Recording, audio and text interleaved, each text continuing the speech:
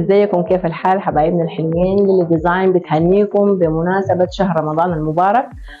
ان شاء الله ينعاد علينا وعليكم بالخير واليمن والبركات، بلدانا تامين ولامين، وان شاء الله السنة الجاية نصوم في بلدنا.